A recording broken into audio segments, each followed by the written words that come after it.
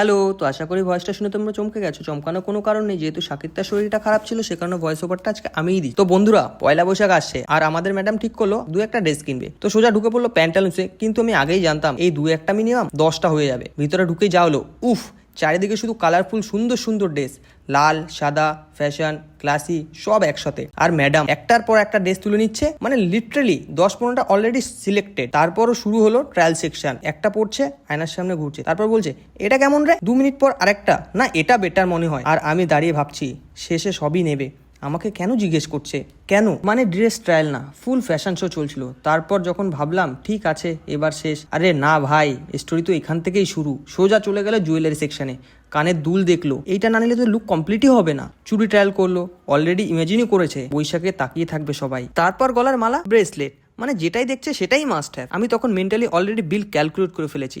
শেষে কি হলো জানো, যেটা কিনতে এসেছিল তার থেকে 5 গুণ নিয়ে বের হলো। এক হাতে ব্যাগ আর এক হাতেও ব্যাগ। আমি তো ভেবেছিলাম আমাকেও ক্যারি ব্যাগ বানিয়ে দেবে, কিন্তু অনেস্টলি ওকে দেখে মনে হয়েছিল ফুল হ্যাপি, ফুল এক্সাইটেড। আর আমি বুঝে গেলাম পয়লা বৈশাখ মানে শুধু একটা ফেস্টিভ্যাল না, আসলে এটা শপিং ফেস্টিভ্যাল। তো এখানে শুধু অপেক্ষা, বৈশাখে ম্যাডাম ফুল সাজগোজ করে এন্ট্রি মারবে। তো এটা বলা ভুল, মেয়েদের তো প্রত্যেকটা দিনই ফেস্টিভ্যাল, কারণ তাদের প্রত্যেক দিনই নতুন নতুন ড্রেস লাগে। তো যাই হোক, আজকের ভয়েস ওভারটা তোমাদের কেমন লেগেছে আমাকে অবশ্যই কমেন্ট করে জানিও। আর নেক্সট ভিডিওতে কার ভয়েস শুনতে চাও, সাকিব তার না আমার, কমেন্ট বক্সে জানিও।